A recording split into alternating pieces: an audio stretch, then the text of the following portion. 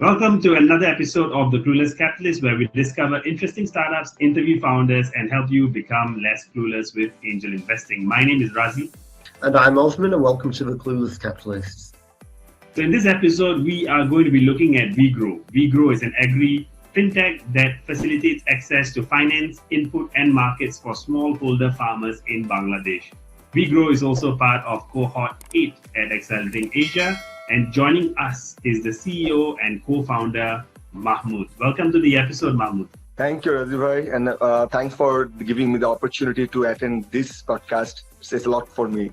Well, we're happy. We're very excited to hear all about WeGro and how you're building it to where it is in Bangladesh.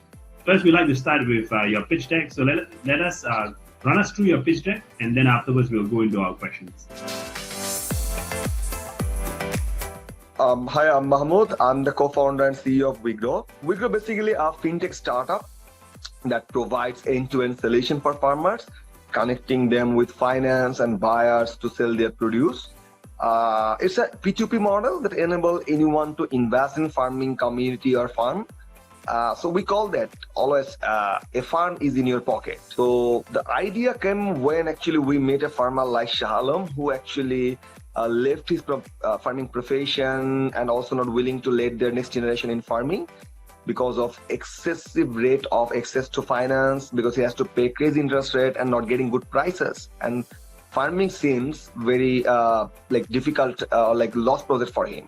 So the question is, if every farmer is leaving their farming profession, who will feed us? We are all talking about the food security. So if there is no next generation farmer, who will take the responsibility for the food security? So here actually we are here to empower a farmer like Shalom, who are actually contributing this $1 trillion agriculture market in Asia, and especially in Bangladesh, which is $30 billion agriculture market. But the main challenge of these farmers is they are not eligible to receive bank loans. Because in Bangladesh, banks are not interested to lend a small amount. Because farmers are not eligible to get more than $2,000. So that they have to rely on the informal lenders, and they have to pay crazy interest rate. If I tell the number is around 80% farmer in Bangladesh, total number of farmer is unbanked. So this number is around 2 million farmers. And also they are not getting good prices. So they have to rely on the intermediaries who actually paying not getting them more than 25%. So here, if we analyze that why it is happening and what we actually try to offer, that actually is actually happening because still it's a farmers are lack of collateral, still bank account is still paper based, and the most important thing is the geographical distance from farmer to villages, where we try to find out the solution by giving them the digital agriculture financing platform, what will be embedded with credit scoring system. And we want to make a digital agri ecosystem where all the stakeholders will be there. So let's see that how we work. The process start we raised fund for farmers from retail investors. We call them the retail farmers, and banks. These retail investors are the people who are getting who are looking for the alternative investment opportunity that will giving them the better return than the other investment opportunity like the bank FDR, saving certificates, or stock market. So here actually we try to make agriculture as attractive as an alternative investment opportunity, because agriculture is giving them 18 to 22% per annum annual return on investment, which is 3 to 4 times more than the other asset class return, and which is very good considering the inflation rate in Bangladesh. So that this is the middle income affluent people who actually considering this our platform to invest. We also work as a fund manager for banks who has mandate to disburse certain amount of fund in agriculture. So we have a big pool of farmer center, so where farmer comes and apply for farming funding, investment. Here, I just want to mention one thing: we never give any interest and we never charge any interest. It's a full investment module, and it's a fully Sharia-based Islamic financing model, either Mudaraba or Murabaha model. The farmer comes to our farmer center and apply for investment. Then we assess their credit score, that is farmer is investable or not. If he is investable, then we raise fund for him, either from bank or like retail investor. Actually, we used to invest in the portfolio. It's a group of farmers, not a single farmer. So then when fundraising done, we never give them any cash. We always give them input. It's in-kind quality input. And also we embed our investment through insurance.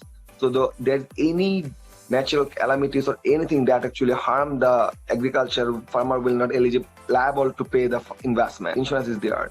And we also give them the training and other extension services so they can make the best use of this input. And when crop is ready, we buy back the crop from the farmer and we sell it to the market. We have 3 markets to sell. We export product, we sell to our B2B partners, and for last 6 months we have started our retail distribution. I mean farmer to retail market. So from 3 plus, and when profit comes from the buyers, we share the profit with investors, farmers, and WeGro. Farmer gets 40% of the profit, investor gets 40% of the profit, WeGro get 20%. It's a 40-40-20 model. So whatever the profit, but there is no fixed interest. It will be shared between 3 of us. It might be there is no profit. This is our tech platform. The left one is like the platform for investment. So anyone can just download app from his Google Play Store or like iOS and can choose his process considering his requirement like short-term, long-term, or like return-wise, and in can invest. Right one is the project app is for our farmer onboarding. This app we use to onboard farmers, assess credit score, and make their bank account opening through the eKYC and others. So this is like for the farmer. Farmer never use this app directly. Our it's assist model app. Actually, our agent use this to help farmer to collect the question. This is like kind of our farmer center where actually you can see that this is a farmer center where our agent is sitting and lots of agri inputs are there, and we do lots of yard meeting to brief the farmer how we work. So if we consider that what we did in this last 2 years, we have started 21 June. Alhamdulillah, we have financed more than $4 million. Basically, if you tell that is our portfolio, and you can see that this has been growing very exponentially from first to now, and it will be grow more faster because when people are like getting good profit, they started to rely on this platform, and very soon we will start our managed bank funds. Then this curve will be much higher. So it's only for retail financing, I mean crowdfunding. So if I just compare the last 2 years investment, it's growth 438% growth from last year to this year. Because we don't do any marketing. Mostly it's word of mouth. People investment tickets that has been increasing, or he is referring others who want to invest in this platform. So I say that actually we have recently started our product distribution, like farm to retailer. We sold almost $1 million worth of agri product till now. And if I tell that our market, this is like the agri distribution products that actually we are selling, our own logistics that we are actually distributing through our collection hub and our distribution point. If I tell about the revenue, till date we have earned almost $1 million revenue. We have 3 sources of revenue. One is from managing funds by selling agri product, and the one that we actually are trying to launch, that is the agri input. We have almost done the R&D, but the thing is like we don't want to work as a marketplace for agri input. We want to launch our own branded agri input like WeGro branded cattle feed, WeGro branded seed, something like that. It's something like the CP model, the Thailand big conglomerate for agri input. If you can see that actually our revenue growth in last 21 months, and it will grow much higher very soon, because you know that whatever actually we are investing, we will get this fund like after 6 months. So that these years actually we have invested the most of our portfolio, and we will get this return in upcoming years. If I just tell about the potential urban investors in Bangladesh, as per the research in the BCG, Boston Consulting Group, by 2025, the middle income affluent people will be 34 million, where actually it was at 12 million at 2020. And you know that the personal saving is growing at 21% in Bangladesh, I mean in bank savings, so that it's a big market is growing, waiting for us who actually wants to invest. And also our GDP income is $2,824. In terms of agri financing market, only the market is $14 billion market, and the agri product market is $35 billion. We want to address the 1% of the market by 2025, because 80% of this market has been unserved. It's served by the local loan shark or the microfinance. If we tell about the competition, actually farmers are very much happy to work with us because it's a very accessible, without interest, and insurance embedded, and there's a profit sharing model, so that we don't have to compete with any other to onboard our farmers, because farmers are more interested to work with us. In terms of investors, like the retail investors who are giving us money, we have direct competitor with iFarmer. So they were the market number one when we are the second one in the market. So actually, in terms of that competition, we are taking the second mover advantage, and also it helps us to work because iFarmer did well. We are actually inspired by the iFarmer. They did well to validate the idea. Yeah, the idea could work, but we have a very core product differentiation. That is like we never charge any interest or give any interest. We never lend money. We give them the investment module. So that you will see that in our app, there is no fixed return, but it might be iFarmer actually offers fixed return. And also we never charge interest from farmer. They just share the profit. And we also embedded the project with total agri value chain. Actually, we serve the full value chain with farmers. And in terms of financing for farmers, you know that the farmers ticket size, actually our minimum ticket size to farmer is like start with more than $2,000. So we never land very small ticket like iFarmer. Our plan in 2025, we want to finance $150 million. By 2025, it would be our plan to make our portfolio. And this will give us $20 million revenue, and we will serve 150,000 farmers that we can serve directly these people. Me, worked this industry for like last 2 years. Before that, I worked for different multinational companies. I worked for British American Tobacco and Reckitt Benckiser. Even I worked for Malaysian telco company Axiata. My expertise area was trade and distribution. And last, actually, I also worked for agri value chain based e-commerce company in Bangladesh as the consultant and as the marketing head. And I started to do this experiment for last 6 years, that how this model could work. And my co-founder Alvi, I know him for last 5 years. And he's a very good at finance and tech product development. He's also a business graduate, and he graduated from the top business school in Bangladesh. And now we are around 36 people team.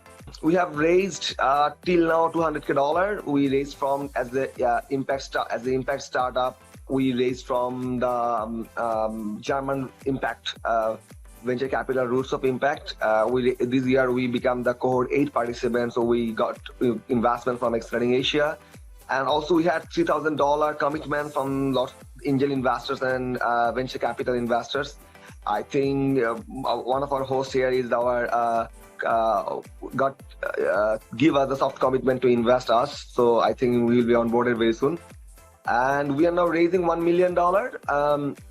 That actually will help us to reach our goal by 2025, and we will use this fund to extend our infrastructure to manage more portfolio, and also launch the data-driven both supply chain model so that our distribution could be more smooth and we can export more product. So we have a special agenda to extend our export market, global market to export agriculture product, and also we will launch our own branded agri input if we raise this money very soon. So the rounds is $1 million. It's a seed round. We are okay to take any instrument, equity, safe note, or convertible debt. Minimum ticket size is till we are expecting $50,000, and we try to close it by 30 September. So the fund instrument is like very simple. It's like equity, safe note, or convertible note. For the equity, we are asking valuation $7 million, and for the safe note is same. And if anyone is convertible note, we are ready to give them the 10% interest rate. Will payback period will be 3 years. Our exit, if we just tell the exit strategy, like any success story in this area, I can just refer about the Indonesian agri-fintech startup iGrow, where actually they started in 2016. In Series B, they raised $200 million, and now they have been acquired by the bank by Indonesian financial institution called Inkasa. We got lots of award and acceleration program and grants from local and global. And in terms of regulatory, if you take that, how we do this, we are fully working with the Bangladesh Bank our central bank, Bangladesh Bank, but still there is no P2P regulations is there. So actually, we are working with them to launch the full regulatory process. So still, but they are fully supportive to continue our business and observing they were developing the regulation actually. So still there is no regulations in Bangladesh for the P2P. This is the recent signing agreement with the top leading bank in Bangladesh. We have started managing their fund. It's like one of the biggest commercial bank in Bangladesh. And we also awarded this year as the best startup award and best innovation in agriculture from the Bangladesh Innovation Conclave. We would love to share that as the award, that best innovation in startup. We have shared this startup with ShopUp. That is the biggest startup in Bangladesh, and they're going to be the next unicorn of Bangladesh. So we are privileged that we shared the trophy with ShopUp. We dream to make not a startup like that. We do not dream to make that like we will Series B, Series C, Series D. Our dream is that we will make a agriculture-based digital bank. So we want to build JP Morgan for agriculture, and this is actually our aspiration to make this thing. Would love to invite any of you guys to join with our journey. Thank you. Sounds good. Let's just try and clarify some points as well for people watching, because not everybody is going to be very familiar with Sharia. And normally when you hear the word Sharia in the Western media, it's got usual negative connotations. So let's address that first. When we talk about Sharia compliance here, we're talking about the Sharia is a framework for justice, and to clarify, when there are certain things forbidden in Islamic finance, and one is to take unjust charges and profit from lending money. Effectively, the potential for loan sharks and things like that are kind of forbidden. You shouldn't be taking interest.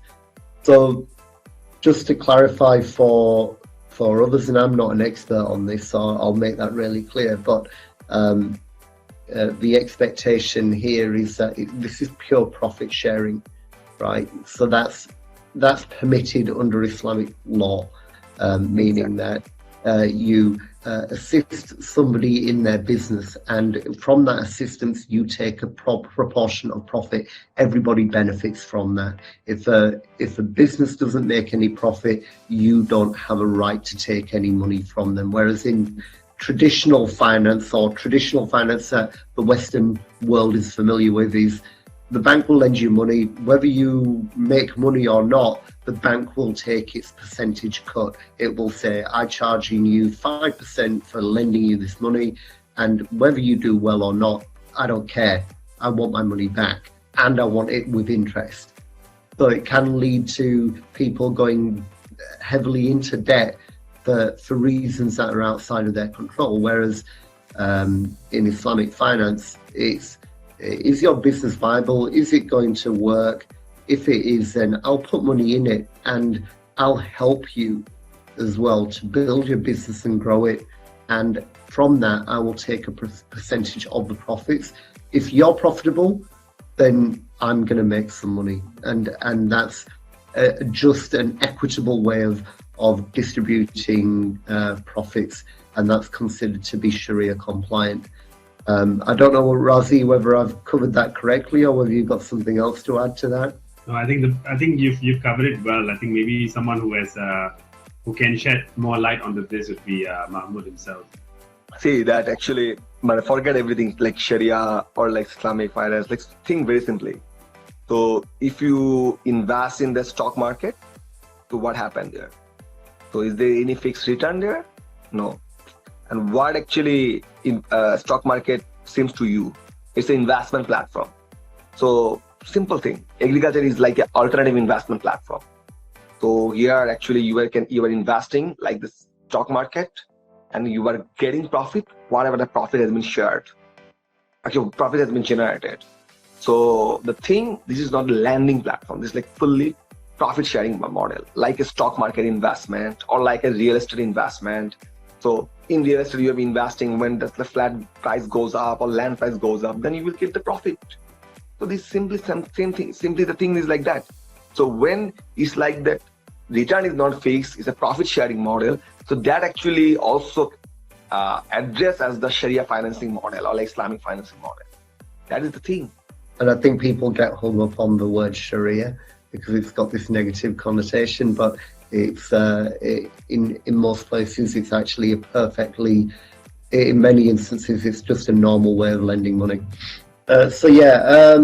You were talking about the revenue that you were making. What margins are you working at the moment on average? Okay, in terms of fund management, that actually we are managing the fund for, if we manage, for example, $100,000 for 1 year. So from that fund, actually we get around 8 to 10% actually for managing that fund. Okay. And if when we are selling our agri product like that, access to market, they are actually, our average margin could be like 10 to 12%. And yeah, agri input is not started yet, but margin is very good, around 20-25%. So mostly now actually financing is like the most, because we have started the access to market very recently, like 6 to 7 months back, and agri input market we will launch very soon actually. So the most around 85% contribution is from the financing.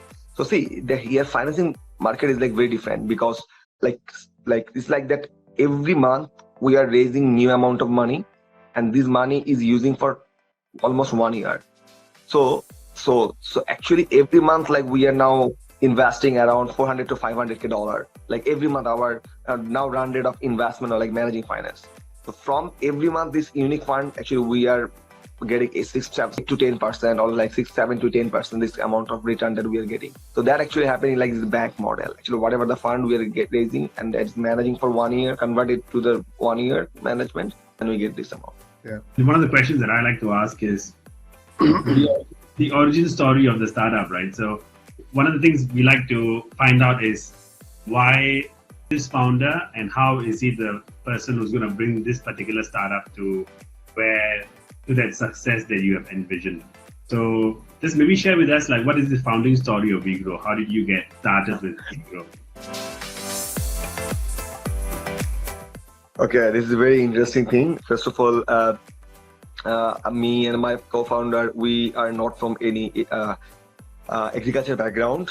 Even my grandfather generation was not the farmer, and we both actually work for corporate. So yeah, we do even not work with corporate work. Agriculture related work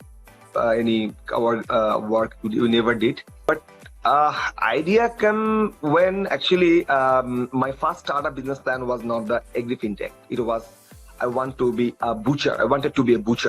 You can tell that actually from being, I supposed to be a butcher, but now I become the fintech startup founder. So I was inspired to make a e-commerce or like D2C brand for protein market, like meat, fish, this kind of product. And I was inspired by a unicorn in India. It's named Delicious. So it's called the fresh to home, actually, this tagline. So they actually sell all the protein product from market, from farmer to actually D2C brand, retailer. Actually, it's an e-commerce platform for the agri product.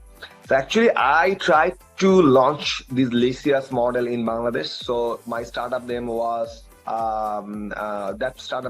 Ghost, G-O-S-H-T, Ghost. I mean, like Uzbek people call beef as a ghost. So I started to trial this to work on the meat science from 2016. I used to experiment different food formulations to like feed the cow so that cow meat quality will be good. This kind of actually experiment I did. So to do this experiment, I had to raise money from my friends, family, bosses, and give the money to them. And basically, I gave them the money that to enforce them. This is my cow. So the farmers are bound to rear that cows as per my instruction. So even I was also like tried to make something Kobe meat. I mean WeGro Kobe. So that actually I was tried. But when COVID, I tried my MVP. I even started selling product to the direct by taking order online. But I found that Bangladesh market is not ready yet, and also like it's required a very big amount of investment for supply chain and others. But then idea came in my mind that actually unintentionally I did one more thing, that I raised money from my friends, my boss, And after selling that cattle, I shared the profit with them, and they were very happy. They said, okay, you are giving me very good profit. So then idea came in my mind that, okay, what I experimented for last 6 years, another thing is like investment model. So why not it could be a business model? Because why I found that farmers lots of farmers came to us and said that I want to do part of this experiment because of I'm giving them the money to buy the cow. So then actually I shared the idea with my co-founder Alvi, and that actually started our journey from butcher to like startup, found a fintech startup.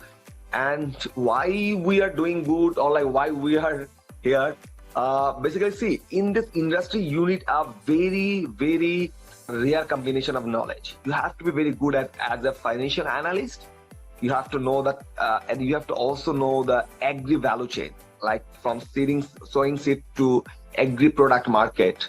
So to know one thing, like the agri value chain knowledge, and also as a knowledge of financial analyst, and embedding these two different kind of knowledge, and also implementing the technology here, it is the extreme rare combination, and also the that actually help us, because this industry entry barrier is too high because of this extreme rare combination.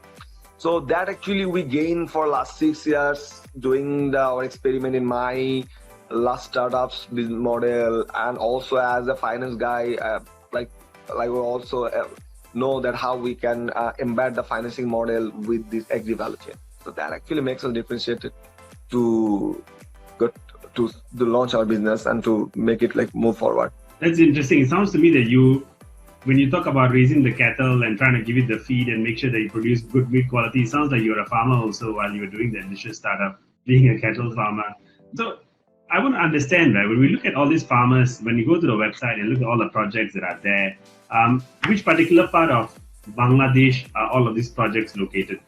I mean, which area, or like I don't understand which area of Bangladesh is it located, and later on I want to see like you. Yeah, let's go with this. Okay, our business is actually mostly focused on the north part of Bangladesh, and we also have started our south business expand our operation in south part. So basically in agriculture, north part of Bangladesh and south part is the around 70% contribute in the agriculture economy. Okay. And then what about iFarmer and their areas of operation? Because when we had our discussion earlier, you were mentioning that the work that iFarmer has done over the past couple of years has helped educate the market, so farmers know somewhat what they're getting into. So in terms of areas of operation, is there overlap? No. First of all, why no? I'm saying that first of all, is the number of farmers is 10 million, and the market is now almost $20 billion. So the portfolio that iFarmer has served till now, it's like that 0.003% of the total market, and the number of farmers they have served is like still 2 to 3% of the market. So first thing, actually, the market is so big, there is no way to get the overlap. But yeah, in some cases, it got overlap.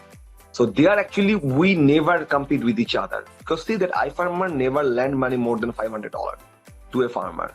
So we give farmer funding from $2,000 to even $100K. So iFarmer never give this amount because their ticket size is 500. And they are mostly focused on the number of farmers. We are mostly focused on the portfolio. So how big our portfolio is, it's not matter that actually how many numbers of farmers we have. We focus on the quality farmer, but the portfolio would be bigger. So we found that a farmer goes to iFarmer and he's required $3,000, but he get only $500 from iFarmer. Okay, so then he comes to us and he get the $2,000 or $2,500 from us. And like he's okay to take fund from both of us, and we never give them any cash. We are buying input to them, so that actually our farmers are like taking this kind of service and others, and they are also getting money from iFarmer also. So now there's nothing to be overlap. Number one, as the farm market is so big, and number two, we never compare with like what product is different actually. I mean, for me, I just wanted to comment more than anything else. I mean, when I first came across iFarmer, I loved the idea, right? And spoke to the founders They're also on the Accelerating Asia cohort on the previous fund. So yeah, when I saw WeGro come through, I felt like, okay, this is the time to get in, because iFarmer for me was one of those which I felt, okay, I've missed out on that one. I literally had FOMO because of the way this particular market is, how big agriculture is in Bangladesh, and to miss out on an opportunity to completely disrupt that market. I really felt like I'd missed out, and I've seen that business grow exponentially over time, and here's WeGro, which is pretty much aligned to that model, and it's an opportunity to get in at the ground floor to go and grow with them. So for me, I was excited when I heard about WeGro, mainly because this is an opportunity to correct the mistakes of the past of not investing in iFarmer, right? So that's the reason why I liked it, and the numbers seem to stack up in terms of where you're taking the profit, where what your revenue looks like, and the traction is very clear and it's evident. So my main question really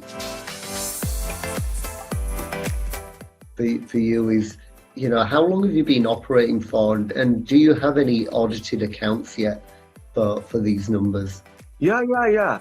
This thing, actually, we have all the numbers, but actually all the traction has gone through bank. So there is no traction that we can say that it has been in cash, or there is no proof here. So our business is like fully banked transition model. So everything is reflected on the bank statement. And we have our 2021-22 bank audit report that we have submitted already to our regulatory board. And 22-23 audit is going on, and one of the renowned chartered accountant firm, like audit firm, actually doing this audit, and we will submit this report also to very recently to the regulatory of our country. And also we want to sell that we are a fully bootstrapping company, so we are in a positive cash flow with profit, so we are not burning actually. And yeah, that actually again, I said that I never tell that I compete with iFarmer, and also like they actually validated that how prospectful this idea of this modern business model is, because they are going to close their Series A at a very good valuation. So that actually might inspire other investors to take the chance to invest in the second mover, and like with less risk, that this, because the other one actually proved that the viability of this model. And yeah, I think it is like everywhere it found like how second mover is like growing very fast with profitable, because it's very easy for them to take. Yeah. This is an interesting point about second mover advantage. And Mahmud, you made this point really clear to me when we first met, and about, if I remember correctly, you said, I do not need to educate the market about what I'm doing. The first mover has already spent all of their marketing effort to do that. I don't need to do it. Exactly. So I am just giving them the extra value offers. I'm proposing the extra value, competitive advantage. So they are not just either moving to me, or like they are splitting their portfolio between two platforms.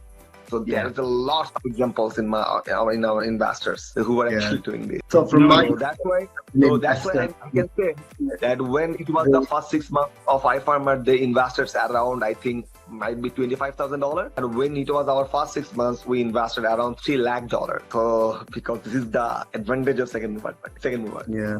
I mean, from the investor's perspective, all that tells me is that the customer acquisition cost is a lot lower than your competitor, because they've spent a lot more to acquire a customer, and you don't need to do that. It's a bit like Lyft when they came in after Uber. Did they need to educate the market? Well, no. They just said, hey, we're like Uber. And same goes for in the Middle East, for the Middle East. and Yeah, that because, makes sense. yeah, because you might know about the pothole. So I know that how Uber educate the people to share the ride in mobile platform. So now that like pothole is like growing more 4x than the Uber in Bangladesh. When we talk about Osman talks about the one that got away, right? So I believe there have been a 7 or 8x multiple in just 2 years, maybe for iFarmer. So I don't understand what the last point. No, I was saying for Osman. Osman says that iFarmer got away, so I'm saying it would probably have been a 7 or 8x multiple in these 2 years, right? If it had gone in. I think so. I mean, for iFarmer, they were at like a valuation cap. I can't remember off the top of my head, but at that time it must have been something like 3 million valuation cap. And I think they're doing the Series A round. I don't know what valuation they're coming in at. As far I know, it's around 50 million. 50. 50, yeah. Wow. Can you imagine that? You're talking over 10x, right, in a couple of years. So the potential is huge. And the market, especially, I want to put this into context because me and Razi have had this conversation a few times where we see a startup in Singapore addressing the Singapore market, and they raise something like, $10 million, $20 million, and their potential market, because they're addressing Singapore, is 6 million people, right, maximum. But not all of them are going to be consuming a particular product. So let's say you go to half that's 3 million. But then we were looking at Bangladesh and the affluent market component that you were looking at, right? That's like 32 million. Yeah. And yet, only the farmers, about 20 million farmers are there, and like the total population is 200 million. Yeah, I mean, just the scale, the difference in scale is substantial, and I think for people who are looking to make something impact. Usman, I'm not saying.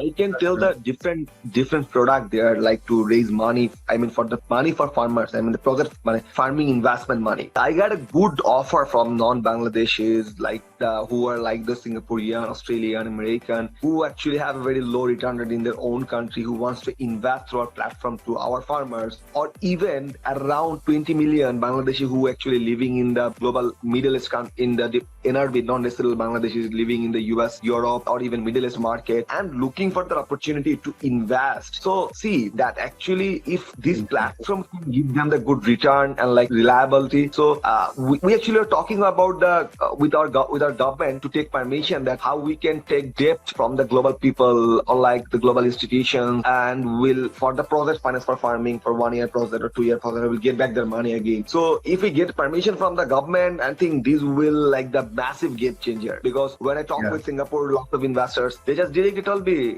except equity, I want to give $1 lakh, $100K as a project finance investment for 1 year. So how much as your good return is very good. So we always say that, okay, we are trying to take permission from our government to take money in that way. But if we get this, I think this will be the game changer. Yeah. You mentioned this non-resident NRBs, right? The non-resident Bangladeshis. So I was curious to know, like I was just looking at the notes that I made when you were speaking.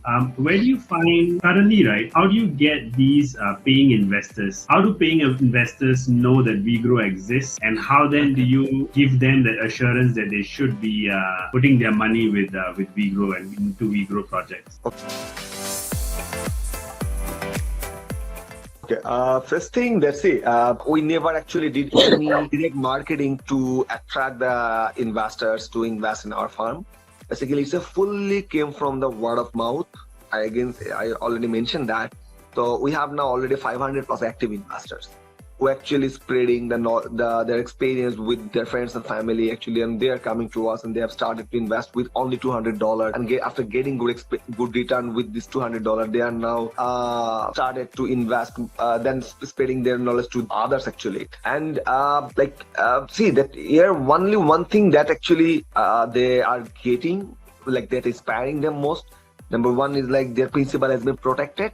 through insurance, and they are not getting any interest. They are getting the part of profit. Yeah, again, as a religious country, as Islamic Muslim country in Bangladesh, that really excite them.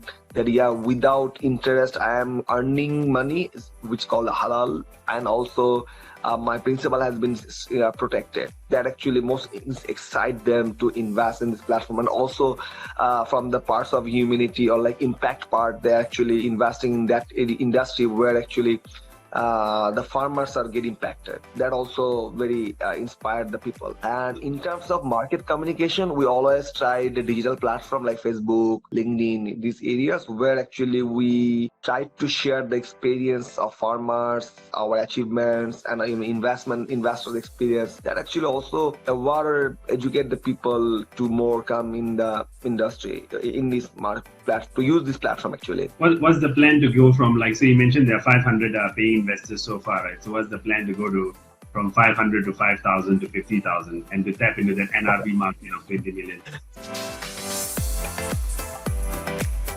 First of all, actually, what we need to do, we have to actually increase our capacity to portfolio so that actually we can manage more money, because for that actually we have to set around 20 farmer center to 100 farmer center. So for that actually, that's why we are raising money. So to make big infrastructure also in technology. So to increase the number of retail investors, my farm investors, except the word of mouth, what we are now doing, actually we are sending like activation or like the physical activation or digital activation to spread the knowledge or to spread the message that how they could be more benefited. And especially for NRB people, we try to get involved in their physical get together or like their others program where they can get. And basically that actually we want to tell that the people, you can start the invest only with only $200. So that will give you the main experience that you should increase or not. And that actually 95% more than 95% our retention rate, because they get that in good experience, and that's why they are increasing their investment amount and also spreading the knowledge. And I just want to tell one more thing, actually increase our portfolio. Not only that, we require that to increase the number of investors like farmer cooperative funds investors. I'm just sharing the recent year, like last 7 days ago, there is a new scam from the central bank. In 2023 and 2024 fiscal year, our banks in Bangladesh will disburse around $4 billion in agri financing in this 1 year. So we have already one bank, 3 banks is already in our pipeline. One NBFI agreement has been already done, and see that only banks are ready to give $4 billion money to the agriculture. Now the question is, it's our capability that how much money from this $4 billion we want to take and disburse through our platform in agriculture. And also the big number of the market of retail investor is also awaiting there. Yeah. It's a lot of money, $4 billion to be disbursed into the sector. So this is a clueless question after a long time, and this one is I'm going to ask to Osman. So I think like one thing that Mahmud mentioned was he's not looking to go to like Series B, C, and D. And one thing when we look from the angel investors' perspective, you take an exit at say Series A or at Series B. So when Mahmud, let's say, eventually realizes his vision of becoming the JP Morgan of agriculture, how then does an angel investment see an exit or return? So first thing, we want to get prepared for in that way to raise our Series A, and with that Series A money, actually our plan is to make it a digital bank. So yeah, first of all, angel investor has a very good opportunity to get an exit in Series A. I hope, alhamdulillah, inshallah, we can do that. And if any angel investor wants to continue their journey as a part of digital bank, that might be in the IP market or the other regulations, so that they will be in a part of that bank also, I think. Yeah, I mean, and I think to remind everybody here, because I get this question a lot. I literally had a conversation with a family office. Was it the other day?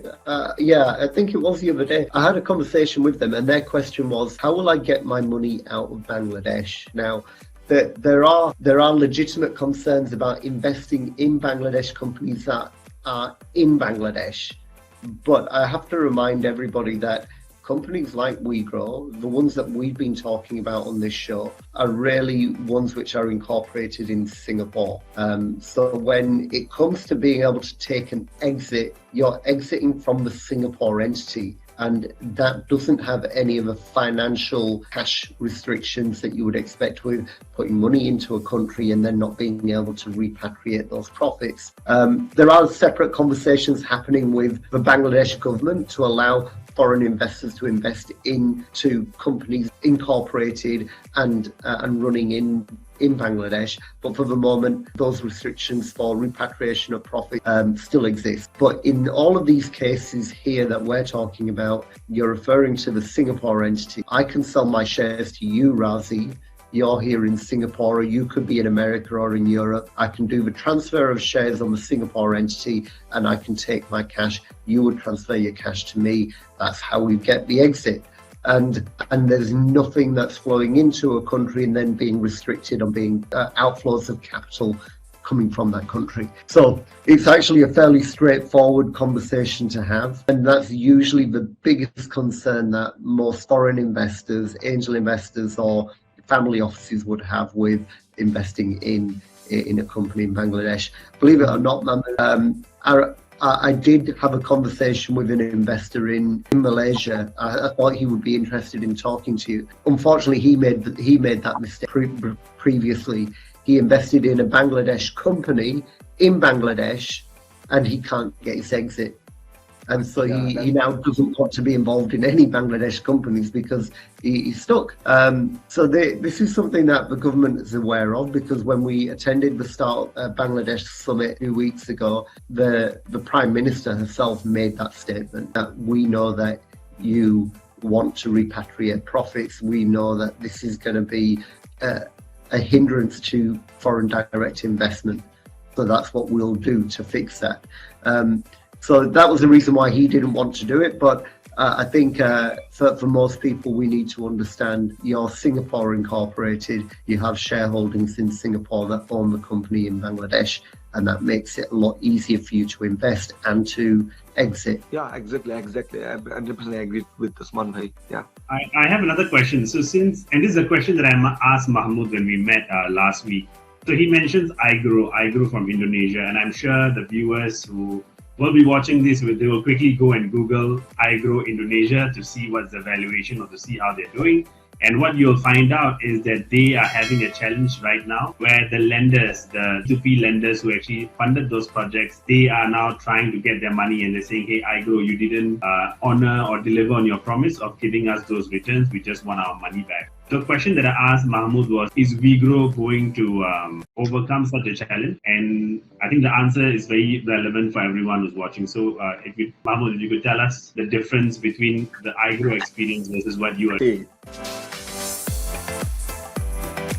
There is two things that actually works in farmer side. If we give them if we give them any cash, they might misuse this cash by not using in agriculture. They might use this cash for their personal work or anything else. So number one, it's very tough for you to get back the money if you just give them cash. Second thing, for example, if they buy agri input with cash and if they sell it by their own channel, so they might, when they get the price, they might again misuse this cash because crop price is in their hand. So here WeGrow never give any money to farmer, or we never take any money from farmer. We give them the input so that they are bound to use this, utilize this crop input to maximize this harvest. Insurance is there. And when crops are ready, we never let the farmer to sell their crop. We buy back the crop and sell it to the market, so that we pay to the farmer and we pay to the investors. So farmer run after us to get the money, not like we run after the farmer to get our money back. I think that's such an important point to get an understanding of exactly what WeGrow does, because simply just by going to do a Google search, you might see all these other players, and their model is completely different from what WeGrow is doing. So you have control over the entire, from end to end, you have control.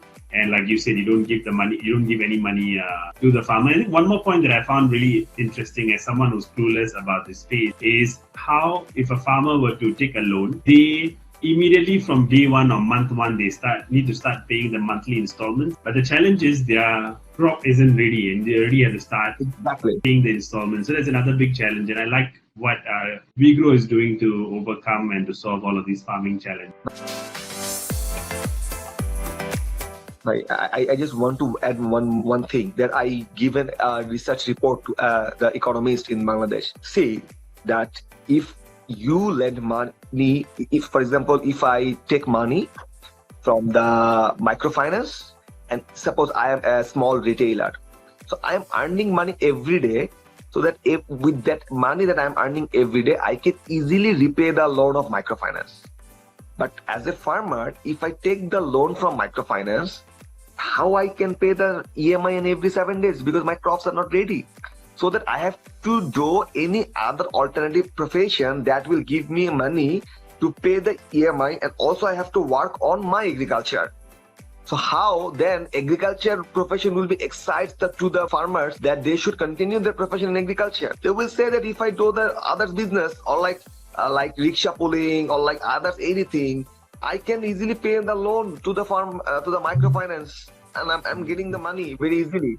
But farming, if I take loan for farming, it's very tough to repay in EMI, and I have to do more work except for agriculture. So that actually we think that's the investment. So the farmer no need to pay in EMI. When crops are ready, it has been sold in the market, then it comes to the word come that when the money will be shared or like profit will be shared or like the investment principal amount will be recovered. Yeah. I think that's an amazing analogy, and I think you're like in a way saving the farming profession and making sure that all of us around the world are being fed. Yeah, I think that's a good point to wrap up on. Really, is that we're really talking about the biggest issues are around climate change and impact around food security, and here we have a way to make sure that we're encouraging farmers to remain in their profession, remain profitable, and to be really successful, and it really has a significant impact on everybody.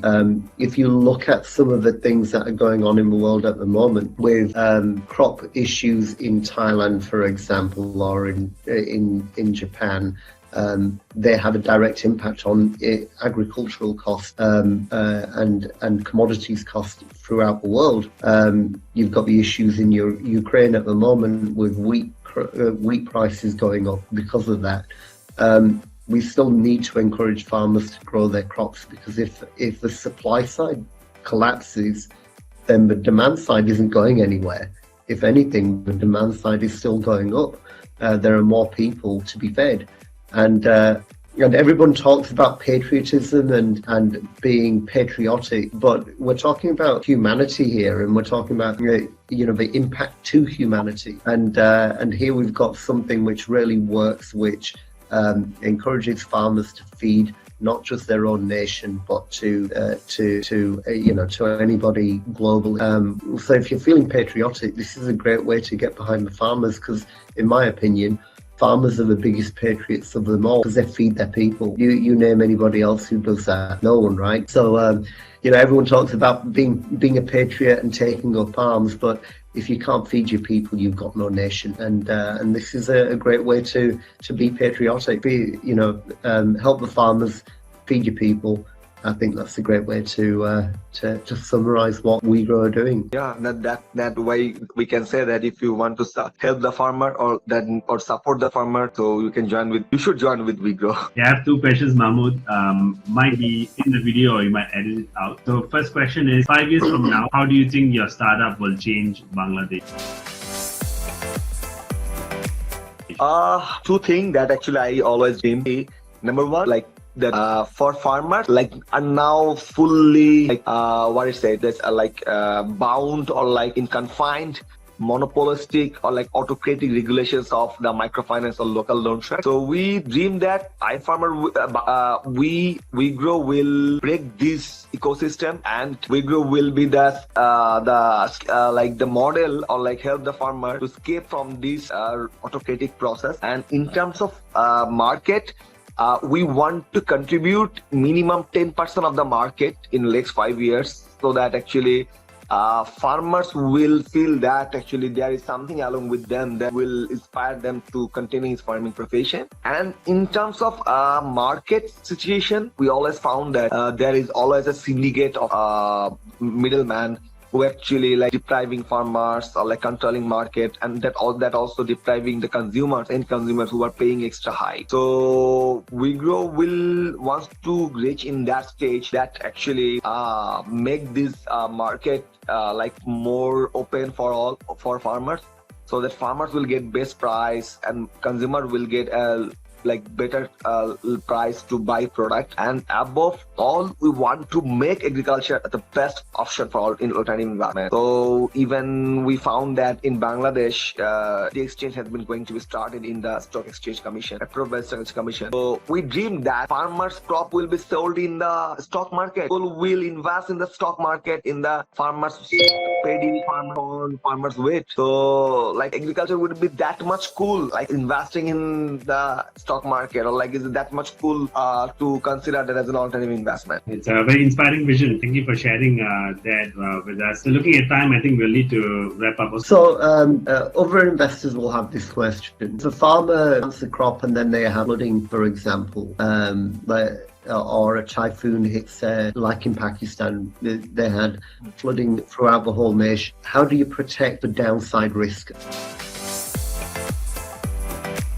there? Okay, so when we actually give the input to the farmer, we immediately embed our input with insurance, I mean agriculture insurance. So we immediately pay to the insurance company. Our insurance partner name is Green Delta Insurance. So they will cover that if there is anything wrong, like death or mortality of cattle, or like any natural calamities,